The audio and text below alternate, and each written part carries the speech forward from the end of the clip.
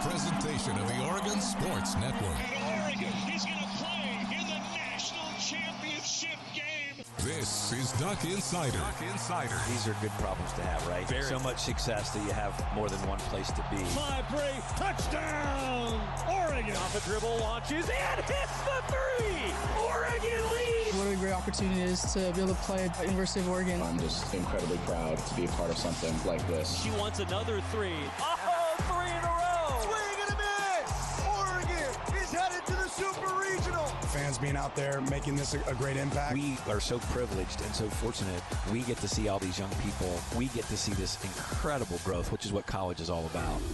This is Duck Insider on the Oregon Sports Network from Learfield, presented by OnPoint Community Credit Union. People are the point. Now let's go live to the Country Financial Studio to talk Oregon Duck Athletics. Ducks getting ready for another top 25 bout. They are the number one team in the country, and to quote the Oregon football head coach, who cares? Okay, so much to unpack after we hear from Coach Lanning. We will talk with Dan Lanning, the Oregon football head coach, in his weekly press conference. We have some news and notes for you to kick off the show today. I'm really excited for this. So our new head team physician and the director of athletic medicine, Dr. Maggie Doe, is going to join us in the studio. She's awesome. It's going to be a great conversation. I'm just excited to learn a few things about her, what a day in the life is like for a very valuable part of sports. Recovery, prevention, so many things to unpack. We're going to talk with Dr. Maggie Doe today. Matt Ulmer will join us, and I'm also happy to report, everybody, that what I ordered while we were sitting here in the studio came. We now have challenge flags in the studio. We have multiple penalty flags in the studio, and I think that we're going to debut this new mechanism of Duck Insider today. So I am going to give power where it is not deserved to one Alex Stimpson. Alex is here in the studio. Shyla's directing the show today. She actually has some ready and waiting for her. And then, I can't believe I'm doing this, I think we're going to give a pair to Matt Ulmer. The Oregon Volleyball head coach is going to maybe have the maiden voyage with our new addition to the show. So we've decided that when we do picks, when Jerry and Georgie are here on Fridays, that we can challenge a play or we can throw a flag on the play. It used to be that only Scott could throw a flag on the play. He famously hit Jerry right in the head one time, and well, we've never heard the end of it since. So thanks. I'm glad we were able to order a new prop for the studio. We'll see how that works out over however long we decide to use these for. Also, big news around Oregon track and field. The Oregon track and field team will welcome its new conference mate to the Pacific Northwest next spring. The 2025 Big Ten Outdoor Championships will be at Hayward Field, May 16th through 18th. The 11th time the Ducks have hosted a conference meet at Hayward Field. They last hosted the 2022 Pac-12 Championships. The Big Ten Championships next year will be the first of two postseason meets hosted here in Eugene at the University of Oregon. Just over 3 weeks later, the nation's best will gather in Eugene for the 2025 NCAA Outdoor Championships at Hayward Field. Also of note for Oregon football, Johnny Cornelius, one of 20 semifinalists for the Jason Witten Collegiate Man of the Year Award. He has done so much in his community. We talked with him on the Coaches Show a couple weeks ago. You talk about a guy who, well, more than a few weeks ago. You talk about a guy who is so easy to root for. Johnny Cornelius, there's a reason that he's up for the Collegiate Man of the Year Award, recognizing a lot more than just what happens on the field. Also, Oregon softball, fall ball continues Wednesday, tomorrow at 5:30 against Western Oregon. Shout out to the Ducks who in fall ball always do some different charitable causes for these fall ball games at the Jane, which are free, but a toy drive is your suggested price of entry for the Ducks when they play Western Oregon in that exhibition at 5:30, part of the fall ball schedule for Missy Lombardi's team. That's tomorrow, Wednesday. Women's golf is in first place after 36 holes. More updates. They're in action today on GoDucks.com. And now let's hear about that number one ranking. And as Coach Lanning so delicately put it, who cares? I promise we're going to unpack that further. Bear with me. Coach Lanning, he talked with the media in his weekly press conference last night. Road trip for us and the opportunity to go play a road opponent in the Big Ten. Pleased with the way our guys performed and excited the way they were able to handle business. And they've already started attacking this week. You had an opportunity to play a really good team. Coach Bielema has done an unbelievable job there at Illinois. He's a guy that I've followed throughout my career, even back to his days when he was at Iowa and Kansas State and Wisconsin as a young defensive coach. And then what he's been able to do there at Illinois is really impressive. I've always felt like watching his teams, they have a clear identity. They don't beat themselves. They play really hard. They're physical. I think all those things show up with this team as well. They're playing really good football right now. So certainly a fun challenge for us. And again, expecting our fans to make an impact on this game, make our environment really special like they have all season. I think that'll be a benefit to us as we step out on the field on Saturday. Sure, the shutout felt really good on Friday night. After watching the tape, how do you feel your defense played on Friday night? Yeah, I think we had some really good moments. More proud of some guys upholding the standard when they got their opportunity to play. Sometimes games like that, you always want to give opportunities for guys to continue to develop and grow. And we had some guys that stepped in on the field that I thought played well when they got their opportunities. There's plenty of things, though, that, looking at that game that we can go attack and improve on. Kind of touched on it a little bit, but what's been the difference from a 5-7 Illinois team last year to one that's in the top 20? Well, I mean, they're doing an unbelievable job attacking the ball and protecting the ball. I think their quarterback's thrown 1 interception this season. I think they've had 8 picks on defense and caused 10 fumbles on defense. So they're a team that swarms. When you can win the turnover margin, you're going to have a lot of success. They've outrushed several of their opponents when you can win the physical battle up front as far as being able to move the ball. They're really sound in special teams, do a really good job in special teams, have dynamic returners. So I think all those things, they're playing really complementary football, and their quarterback's athletic. They have good wideouts, that do a really good job. So they are a balanced team, and when you have good balance, it's hard to take away a team's strengths. Watching film, what do you think of Illinois' wide receivers, specifically Pat Bryant? I think he has almost half of their touchdowns for the year. Yeah, I think they're really talented, but really both sides, at wide out, outside, for Bryant as well, Sakari Franklin as well. I mean, those guys are really talented players.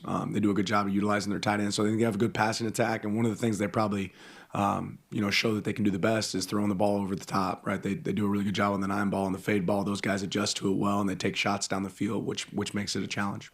How similar is what Lunny's doing offensively to Will, given their crossover at UTSA?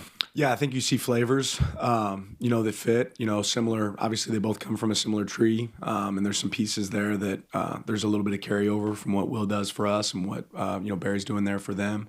But I also think there's some identity pieces that you can say, okay, you can see that's coming from the head coach, and I think all great offensive coaches do a good job of cherry picking things that their team does well and other things that people are doing across the league. So I would say that they've morphed a little bit from exactly who they were at UTSA before, just like Will's kind of morphed and our offense has morphed here at Oregon. You mentioned Ulmer only had that 1 interception this year. Just where have you seen him growing, and what have you seen from him on tape? Yeah, I just think he's a guy that causes a lot of issues with his athleticism and his ability. He's been able to extend plays. He's got, great feet so he can run. I think that's always a challenge defensively when you're defending a guy that can also run and throw the ball extremely well.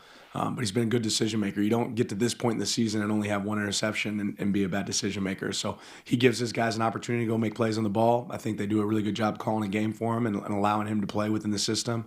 And then he does a great job with his feet when those opportunities are taken away. Curious to give an update on Ferguson, Birch, and Bedford. Yeah, wait as the season goes here and how the week goes to see where those guys are at and if they're available for us this weekend. Your thoughts on just their offensive line? Bielema was very high on Geske, their offensive lineman, said he maybe played his best game of his career. Just your thoughts on that matchup? Yeah, I think, again, it goes they have proven to be a physical team that's interested in making sure that they can establish the run. They do a great job of that, of keeping balanced, even when they've had times a hard time establishing it. They've always made sure they always go to it and they don't give up on the run game, and that's been something that's created a lot of success for them. But it's a group that plays really well together. You can tell they're in sync, and they do a really good job. 17, Akis was Conference Defensive Player of the Week, had a big game this past game, but it's done well all season. What makes him so disruptive in their defense? Yeah, I just think if you just turn on the film, you see relentless effort from this defense consistently. Even when balls might get down the field on them, you see the way they chase the ball, attack the ball. They're consistently attacking the ball, and you can tell they preach it. That's not something that happens on accident, and he's certainly one of those guys that does that. You guys were ranked number 1 in the AP and the coaches poll. Just what does it mean for you as a leader of this program to bring it back to number 1 for the first time since 2012? Who cares? A new development we've seen on social media the last couple of weeks is the word blur. Can you give some more context just behind where the word blur came from and just kind of the origin of it and how you guys use it in your program?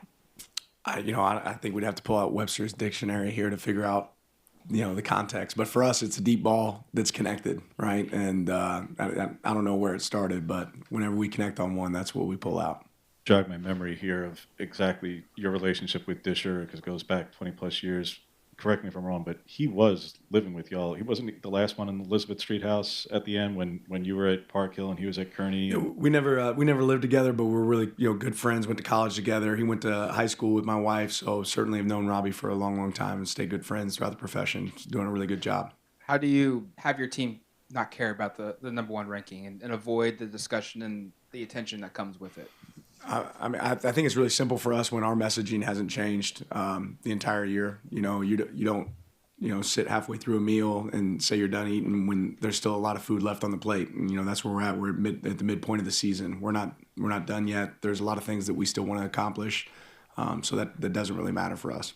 All right. So you get the who cares point, right? Well, let's think about this for just a second. Inside that building, in the Hatfield-Allen complex, the goal is to win every game. You always hear the phrase, the next one's the biggest, because it's the next one. If you lose that game, then none of this matters, right? So the being number 1, when asked about that, I appreciate that answer from Coach Lanning.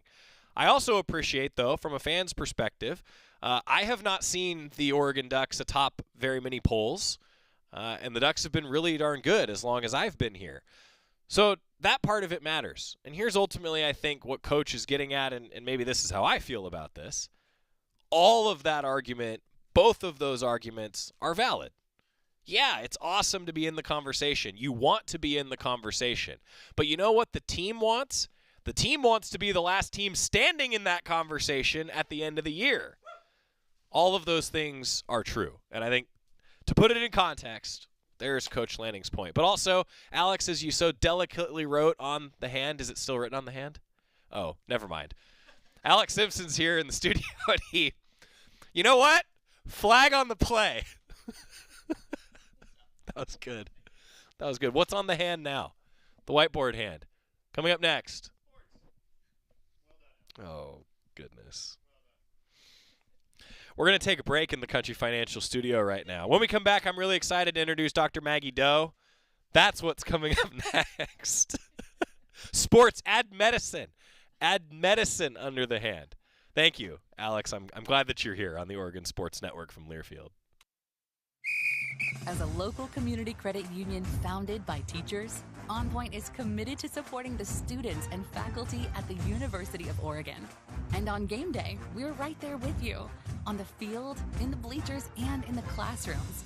Drop by our local branch today and discover the many ways OnPoint can help support your financial well-being. OnPoint Community Credit Union. People are the point.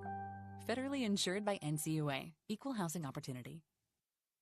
Hey Duck fans, at Country Financial, they make insurance easy. Whether you're shopping for home, auto, or more, their representatives will take the time to understand your specific needs and explain what options work best for you. Worry less and feel more confident knowing you're covered. Visit countryfinancial.com to get started today. Experience more with Country Financial. Auto and home insurance policies issued by Country Mutual Insurance Company, Country Preferred Insurance Company, and Country Casualty Insurance Company, Bloomington, Illinois.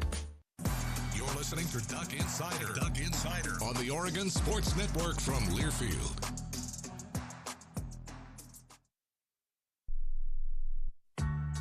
When you're high, you feel different. You think different, you talk different, you draw different, you listen to music different, but you probably knew that. Problem is, you also drive different, and not in a good way. That's why driving high is illegal everywhere. So if you're high, just don't drive. Make a plan to get a sober ride. Because if you feel different, you drive different. Brought to you by NHTSA and the Ad Council. Are you prepared for an emergency or disaster? Because it's not a matter of if, but when. Don't find yourself saying, I'll trust water bottles and a flashlight to save the day, but I'll be proved wrong. With a tornado approaching, I'll realize that I lack a wheelchair-accessible shelter. When the floodwaters rise, I'll be up in the attic with 20 cans of beans. It's a recipe for disaster. let's prepare so we all have a better story to tell. Get started at ready.gov/older adults. Brought to you by FEMA and the Ad Council.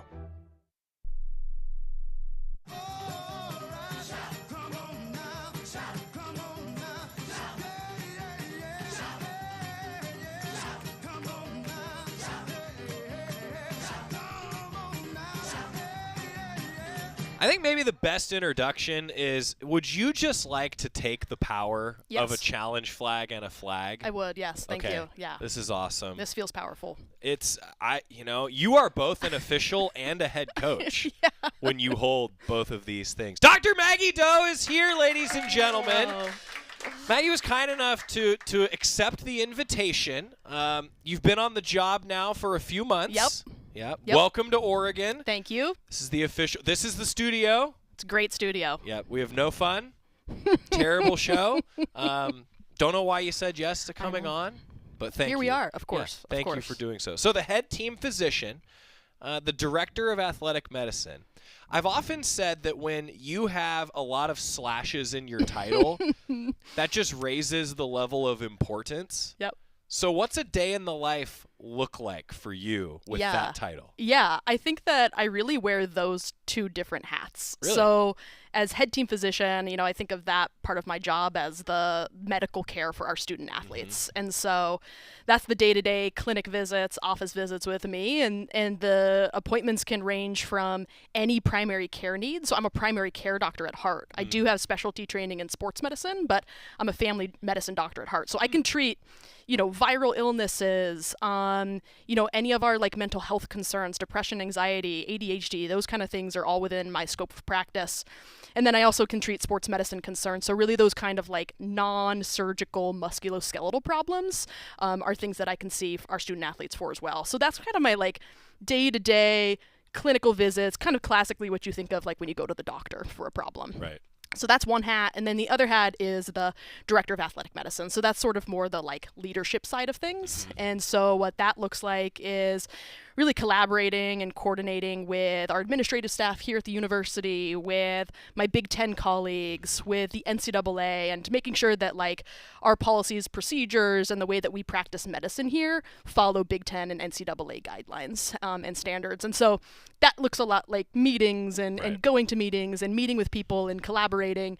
So it's really kind of two very different parts of the job that I do kind of all in one.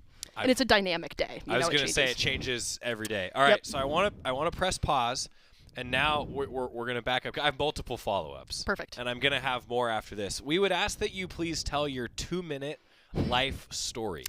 Ooh. Okay, so we're competitive. Mm-hmm.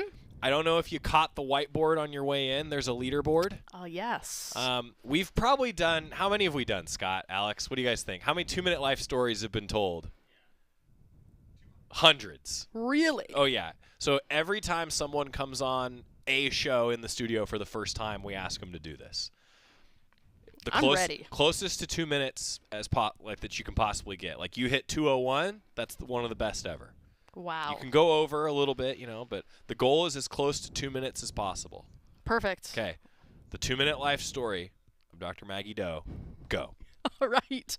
Well, so I would say that my life story can probably be summarized in a few words. Okay. So, and I am competitive because I was a former student athlete. Right. So I would say that an adaptable student athlete. Let's break it down into that. So what I mean by that is I was a military brat. My dad was in the Army for about 25 years. He's a West Point grad. I grew up in West Point, New York. But with that, we moved a lot. So every couple of years as a little kid, I was moving around the country, adapting to new schools, new environments, and really trying to figure out, like, what is my community, who are my people, and making that change every couple of years. So, like, from a very early age, I think, like, adaptability became a big piece of my life. And then throughout that time, I was playing soccer, and other sports, but my main sport all along was soccer.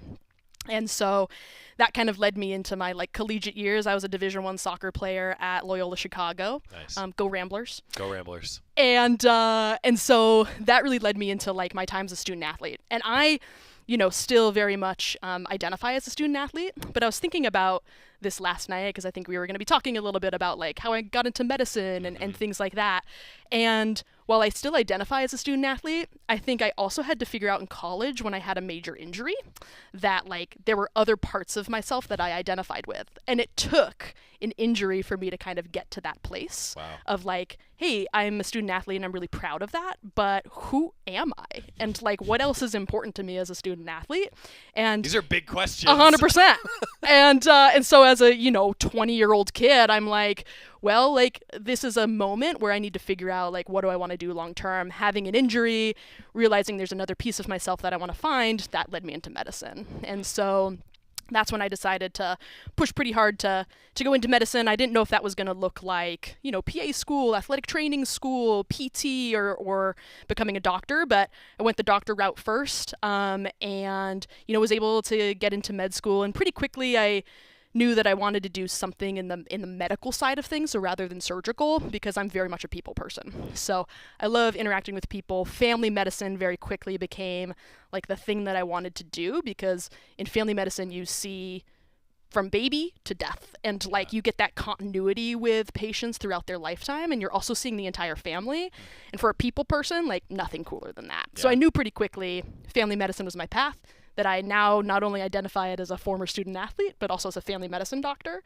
And then with my own injuries, I think that also led me into subspecializing in sports medicine. And so that's kind of where I ended up. And throughout my training, I moved across the country again. So, like, as a kid, moved across the country in grad school, residency, fellowshipped, moved again to different parts of the country for all pieces of that. So again, the adaptability piece of me, I think, like, came out. And then I landed here at the University of Oregon, which I'm, like, so excited about and can't wait to talk about why I chose to be here, because I think this is a really special place. But yeah, I think that's my life story, is, like, the adaptable student athlete.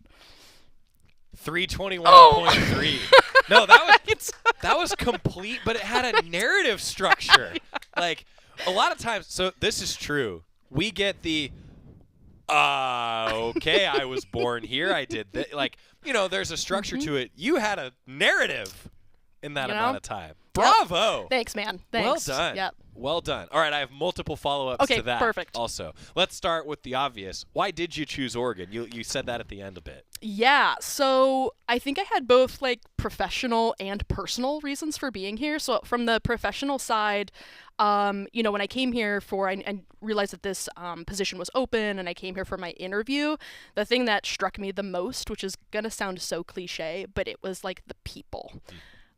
Really, I got to meet so many different people from so many different parts of the athletics department, and every single one of them was, like, excited to see me, excited to know about me. I think really cared about my, like, passion for medicine. I felt like administration was really supportive of the medical team and, like, our ability to make medical decisions. Like, I felt really strongly that administration supported that. And Shout that out was, to like, the Ducks. Yeah. Shout out. Well done. Yep. So I think that was a really important piece of it. And then the people, like, my interview day, I had, I think, maybe, like, an hour that I spent with the athletic trainers, and it was the best hour of the day. Like, they asked really engaging questions, just really great people to interact with.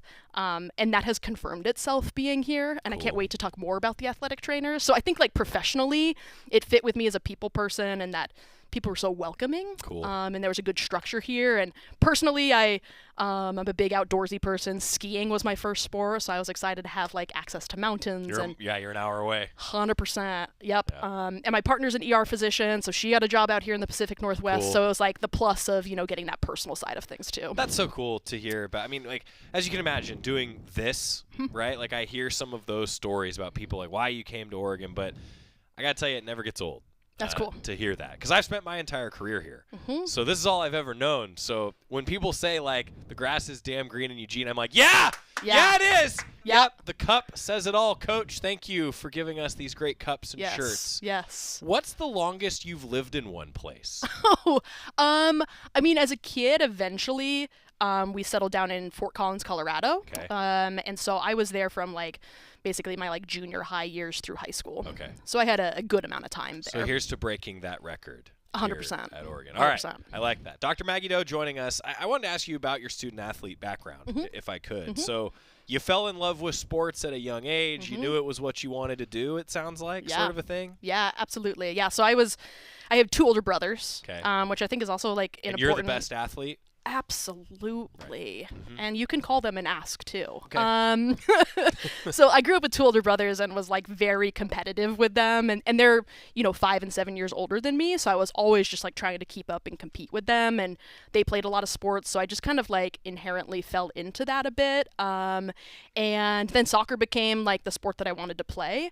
And yeah, I think then I had the opportunity to play in college, which was, like, awesome, but I do think that my student athlete experience helps inform the care that I provide for our student athletes, because it's relatable when you've kind of been through it. Well, it makes sense. And you mentioned going through an injury. Like, you have a unique perspective on counseling someone who goes through an injury, I'd imagine, right? Like, how much has that informed you as a professional? Hugely, because, like, I identify with what it's like to have something physical happen that keeps you out of the thing that you're most passionate about. And then it's mentally. And then the mental health consequences of that, and, like, the identity piece of things. And so I just think, having personally experienced it, it does make it, like, more relatable, or, like, I can find the words to, like, discuss those piece of things with the student athletes maybe a little bit easier. Yeah.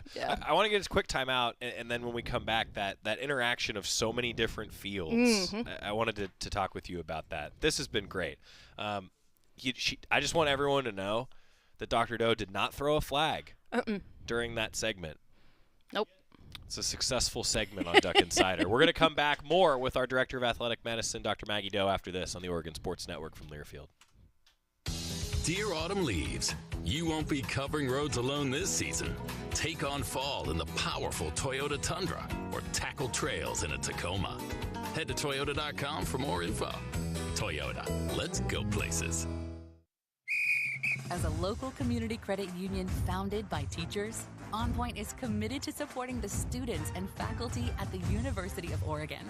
And on game day, we're right there with you, on the field, in the bleachers, and in the classrooms. Drop by our local branch today and discover the many ways OnPoint can help support your financial well-being. OnPoint Community Credit Union. People are the point.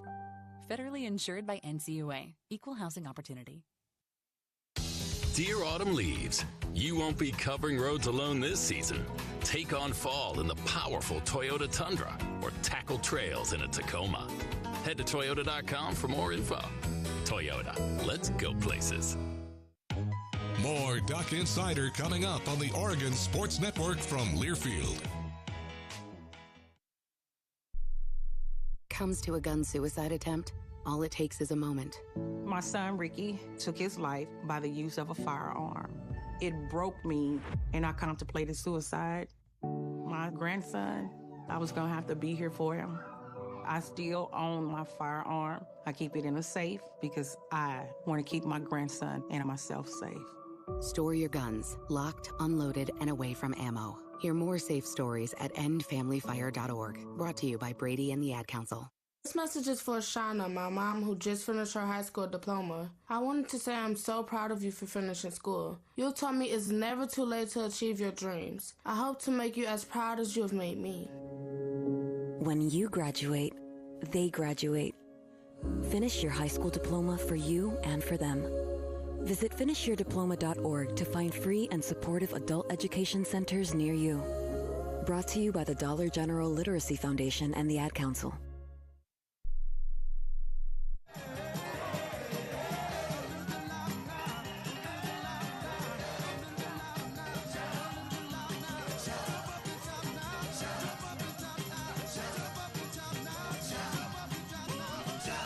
We're back on Duck Insider, presented by OnPoint Community Credit Union. Joey Mack with you in the Country Financial Studio. Head team physician, director of athletic medicine, Dr. Maggie Doe is with us.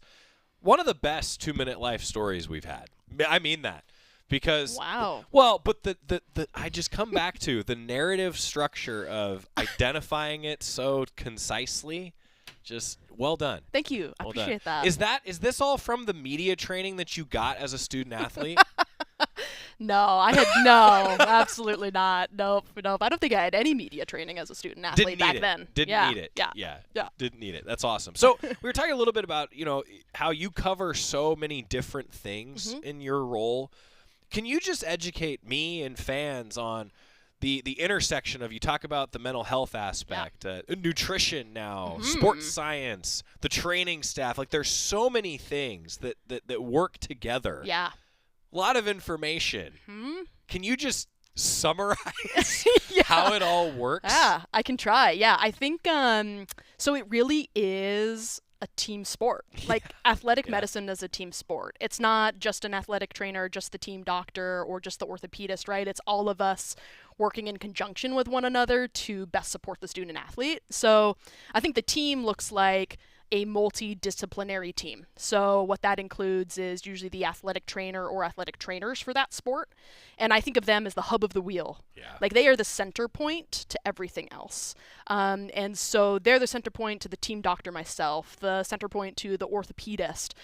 They're the bridge to communication with coaches. They're the bridge to communication with sports science. And so we also have, obviously our behavioral health team, which is amazing here, our dietitians, which are amazing here. And all those people kind of come together with the athletic trainer at the center. And so I would think of the athletic trainer as the bridge to all of those people. And really, it takes that entire team to best support a student athlete. And so what that looks like on a daily basis is, maybe the student athlete is seeing me for a medical appointment to help with, diagnosing what's happening or coming up with a treatment plan. And then working in conjunction with the athletic trainer in that, whatever rehab program they're doing and whatever, adjunctive treatments they can do in the training room. And then coordinating all of that with, like, hey, is this student athlete fueling themselves appropriately? Right. Like, how are they dealing with the injury? What are the mental health implications of that? So it really takes that whole team on a day-to-day basis to support the student athlete. Well, talking about the athletic training staff, I mean, I can say just what I observe traveling with teams and being around practice, how much they mean to an individual student athlete. It goes beyond everything you described. I mean, just even having someone who knows you and just the relationship that's there, like, that's a tough, all-encompassing job in a lot of ways that, it takes a special person to do that, I think. Yeah, thank you for saying that. I think if I had, a goal in today's conversation was to just make sure that I gave the athletic trainers a shout out, because in my mind, they're kind of like the unsung heroes of athletic medicine. They work a lot of hours. They know our students really, really, really well. And then, like I said, they're that hub of the wheel. So they're really the bridge and communication to all the other part of the student athlete experience. And they just do a really special job. And so if you know an athletic trainer or you see one around, give them a high five. Yes. They deserve the world. And just shout out to our athletic training staff. They're amazing. Well, and I wanted to ask you too, to talk a bit about some of the differences, right? And the athletic trainer, you touched on just the all-encompassing, but then the team doctor has a little different responsibility. There are some differences there. Yeah, for sure. I think the athletic training staff have a lot of the day-to-day interaction with the student athlete and, whatever injury they're dealing with. And then when they see the doctor, it's usually because something else is needed. They need additional imaging. They need maybe a different treatment plan or something that a doctor can provide in that treatment plan. For instance, seeing me, that might include, ultrasound guided procedures or injections, that kind of thing. So if there's another intervention that's needed or something else needed to make a diagnosis, that's typically when they're seeing the team doctor. But the day-to-day care of the student athlete really comes down to the athletic trainer. And a lot of the preventative stuff 100%. Too, right? Just those. I mean, I'm telling you, the amount that goes into that from the athletic training staff is, they're incredible. It's really amazing. Yep. And the paths to the different roles are similar, right? But there's such a knowledge base that you got to have. What advice do you give, someone who's young, thinking about maybe going into a field, this or adjacent? Yeah. What is the path? How did you get there? How did everyone else get there? Yeah, I think that whether you're thinking about athletic training or physical therapy or sports medicine, like, I think it really comes down to like caring about people. And that sounds like so simple, but like if you genuinely care about the health and the safety of your patient or your student athlete, and you are interested in like musculoskeletal diagnostics and like treating those kind of injuries, like sports medicine, athletic training, PT is a great route to go.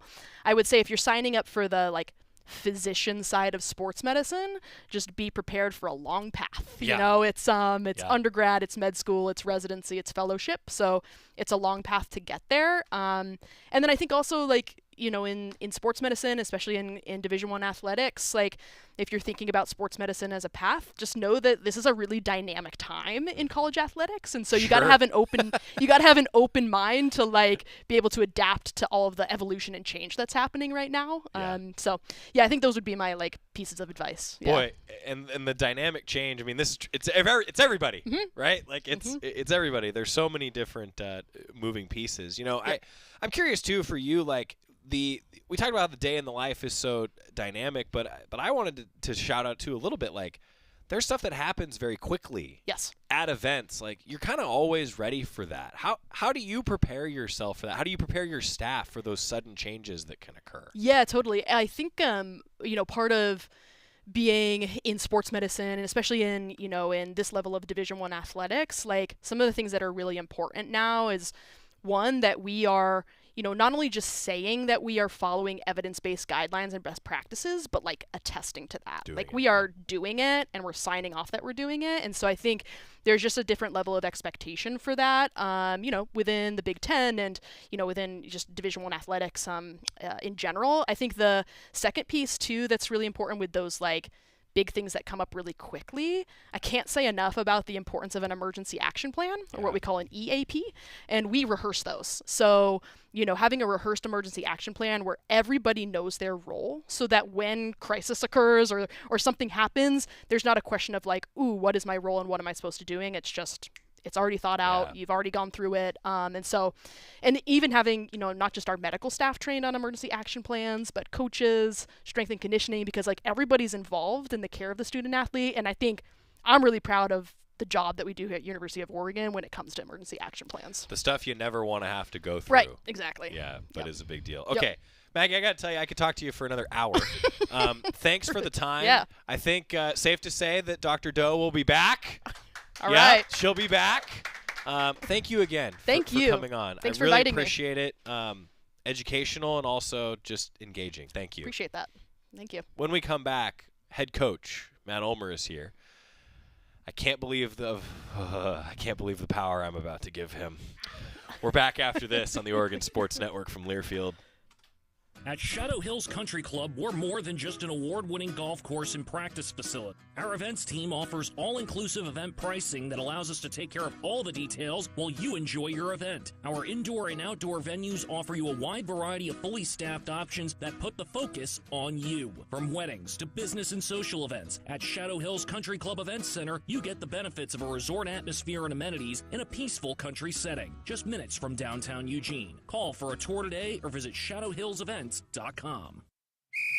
As a local community credit union founded by teachers, OnPoint is committed to supporting the students and faculty at the University of Oregon. And on game day, we're right there with you, on the field, in the bleachers, and in the classrooms. Drop by our local branch today and discover the many ways OnPoint can help support your financial well-being. OnPoint Community Credit Union. People are the point. Federally insured by NCUA. Equal housing opportunity. More Duck Insider coming up on the Oregon Sports Network from Learfield. You said you'd never buy your kid candy from the checkout aisle. Or forget extra diapers. You'd never lick your thumb to clean their face. Never, ever become a minivan mom. So when you say you'd never leave your child in a hot car, know it can happen. Cars get hot fast, and kids can be at risk in temperatures as low as 60 degrees Fahrenheit. Never happens. Before you leave the car, always stop, look, lock. Brought to you by NHTSA and the Ad Council. August was born 3 pounds, 9.8 ounces. When I first saw him, it was a whole range of emotions. there's stuff I still want to do. Being a young dad, it's not giving up. It's shifting. I look through his eyes. I can envision the whole future with him already. To throw the first football to him, give him ice cream for the first time. My life is now devoted to his life. Through all of fatherhood's firsts, never stop being a dad. Visit fatherhood.gov to hear more. Brought to you by the U.S. Department of Health and Human Services and the Ad Council.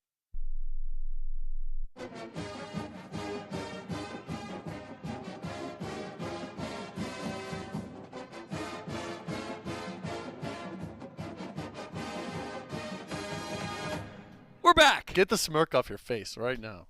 It's Duck Insider. Golly. Presented by OnPoint Community Credit Union. Matt Ulmer, Oregon Volleyball head coach, is in the Country Financial studio. All right, let's just get this out of the way. Hi, Joey. Hey, how are you, Coach? Thanks for having me. Hair looks good today. Thanks, Joey. Slides look good today. Thanks, buddy. So many compliments to start the show. A couple things. We're going to review a road trip. And push me off a cliff. We're going to review a Big Ten Freshman of the Week honoree. Talk a bit about what's ahead. Also, though, I'd like to have a conversation about Siri.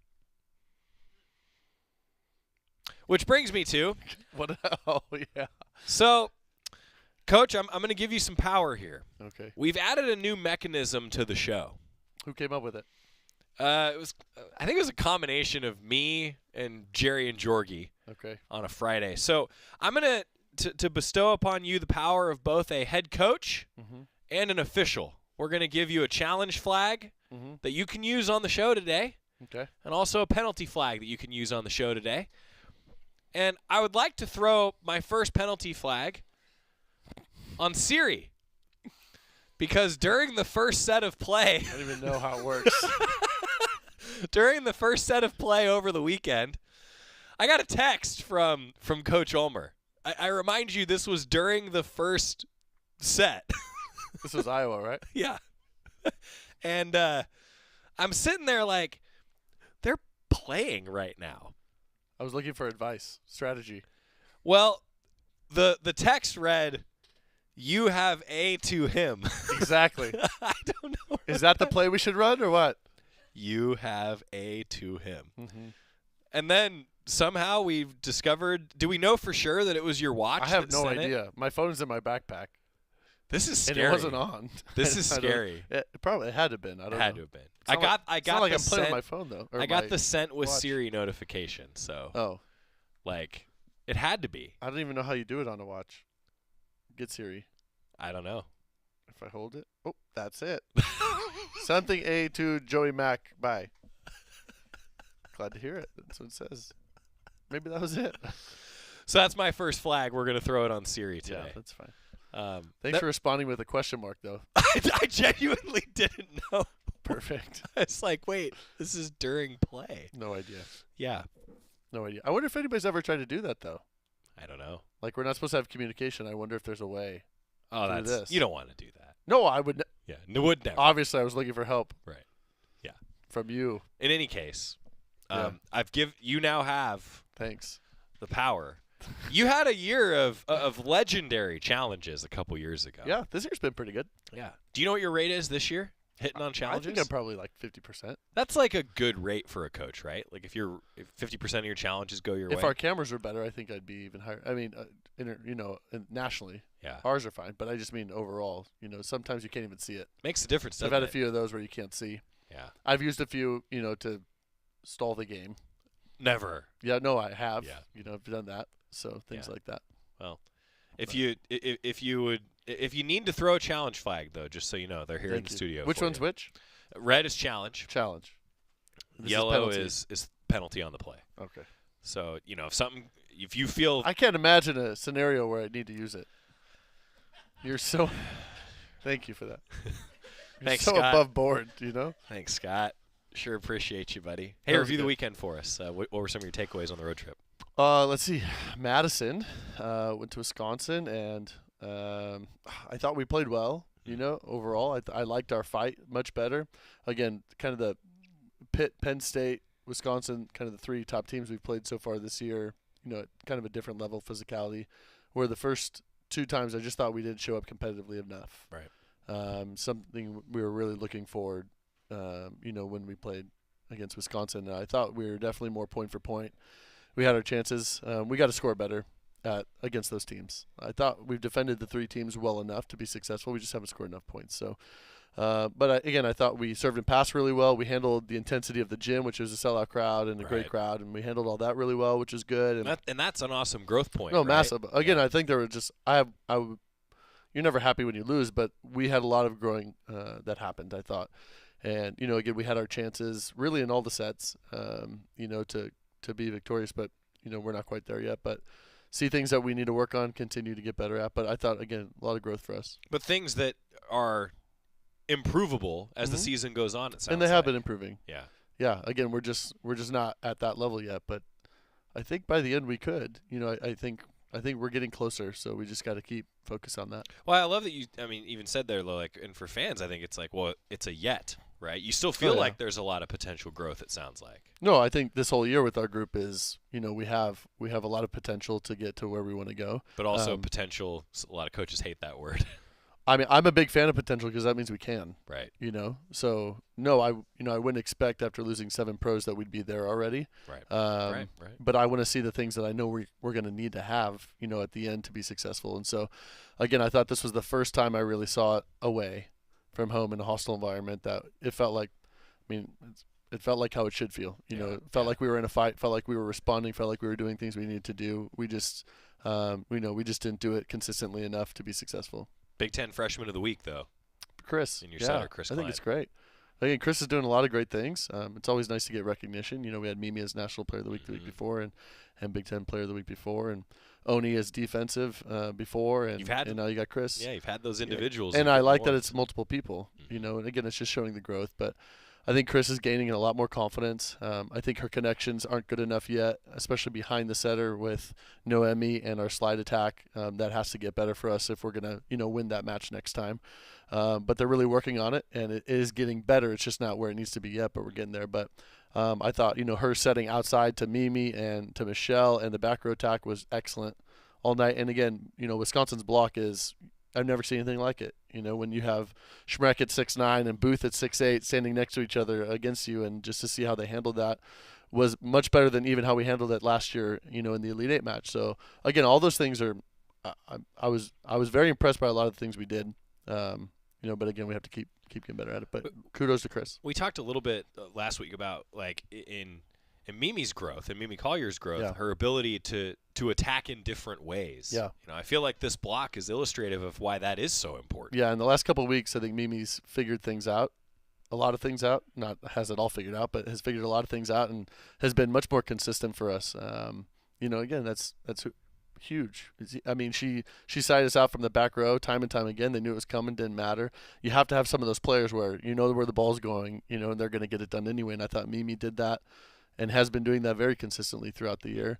I think the other thing with Mimi that I was really impressed by was that she was matched up on Anna Schmeck from Wisconsin, and she held Anna to negative. Right. Which again last year she smoked us, in the playoffs, and so that was really good to see. And and then she's up against her block, so I thought she won that battle. So just a lot of really cool growth moments there. On Chris, from a bigger picture perspective, just about like development, and you and I have talked a bit about this in the past, with just how important development is, and the ability to learn from people that have done this, and the experience factor. Like now she's starting to have the more and more experience, but then even the matchups in practice from previously, just how valuable that growth is, Coach. Like, can you put into words just seeing the amount of growth that she's had as long as you've worked with her? Yeah, what I'm really liking with Chris is that she just keeps coming in every day to get better.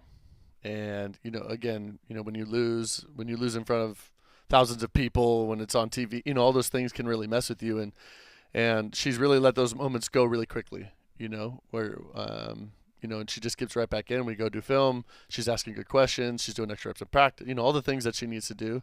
And I think as a group, again, we kind of have our ups and downs emotionally, but they're really steadying out. I think they're really starting to figure out the things that they're going to have to do and execute better. And again, we're in the, we're at midterms, we're in the midst of school, and I think they've handled that transition the best of a team that we've had so far. That's always, I feel like October is generally a really tough month, for our student athletes. And so far, I think we're getting better on the volleyball court while they're doing it, which, again, I feel like we haven't done that very well over my 8 years. So, It's been exciting to see. And again, Chris is really doing everything I think that she can. And I think she's feeling it and growing and starting to gain experience now where she can start to have more of a voice with her team. And, again, a quarterback has to be able to tell people. Yeah, valuable for a setter. Yeah, right? It's really important for her. And I feel like the first half of the season, she didn't feel comfortable doing that. But I feel like over the last couple of weeks, she's starting to figure it out. And she's able to kind of move people around more. I'm curious, you touched on, just the all-encompassing life, I guess, of a student athlete and how, you hit midterms in October. We talked a little bit about how you'll actually travel this year less than in previous years. Like, how has that mattered, you feel like, here early on, like especially coming off a road trip? Like, has that impacted the team, the travel? I don't know. How's it been? Well, I mean, since we started school, we went to Columbus, Penn State, right, and now Wisconsin, Iowa. That's long trips. In just a few weeks. And again, I mean, other than really not showing up, for Penn State, I think everything else, they've really done a great job, And again, I think we're playing our best volleyball right now. Again, is it, as good as we want to be? No, not yet. But I think everybody's getting better, and they're handling all the things that everybody was nervous about well. Again, I really haven't heard them complain at all. They were laughing so much today and weights and just having a good time. I just feel really good about where they're at, and I think they're doing everything they need to do in order for us to continue to get better. And so from a coaching perspective, I'm really proud of how they've handled everything, and I think they're doing it all very well. Yeah. Maryland in town Friday, 6 o'clock start, and then Rutgers on Sunday at 1 o'clock. If you're coming in for another top 25 football bout, you've got great opportunities to see Oregon volleyball at Matthew Knight Arena. Maryland, Rutgers, a little bit of the report. And Hall of Fame weekend. Lauren Plum. I know, excited. We should have a lot of alumni back, which is really neat too.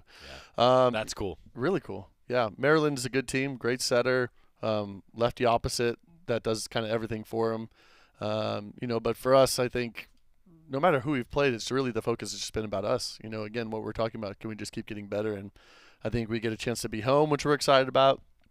And can we just keep gaining those connections and doing all the things that we need to do? So we need more offense. Our defense has overall been pretty good. Our serve and pass game I thought was excellent this weekend. But we're going to get tested. Maryland serves aggressive. So does Rutgers. They both have great opposites, which again, we just did a nice job on two good opposites past weekend. So, hopefully that will carry over this weekend. But fun to be home. Homecoming weekend's fun. Another big football game. I feel like just the vibes around campus last few weeks has just been as exciting as I can remember, in Eugene. So excited to be here. Well, I hope that there's another golf cart karaoke in our future then. Yeah, I don't even think we've talked about that. Well, we're talking about it now. Do you know anybody that could? You. I'm who you. Okay. I don't have a golf cart. We can help with that. That's what I meant. Yeah, but okay. but you're the I mean, one I could that, sing. But yeah, you're the one that's got to make I'll do the golf that. cart That's karaoke happen.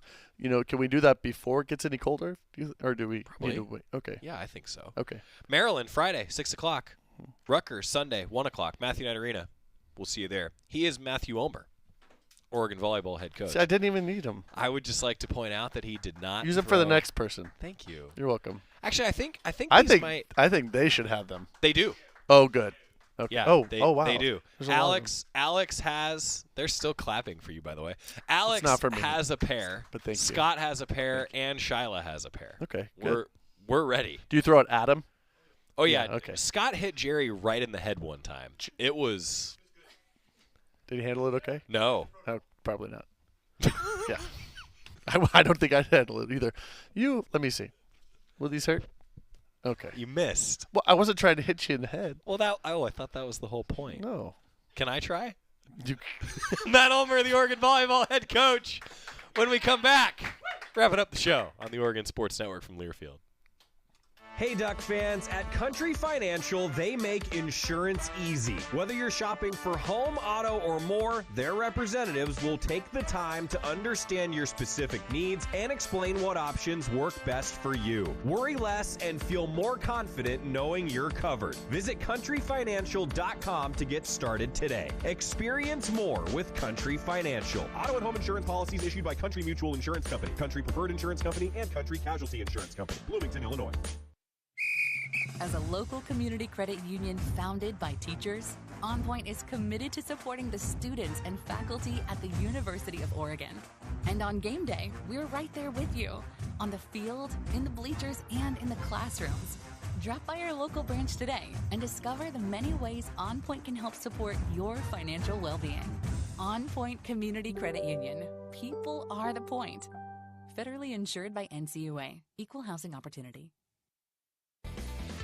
Back to the Country Financial Studios in 60 seconds. This is Duck Insider from Learfield.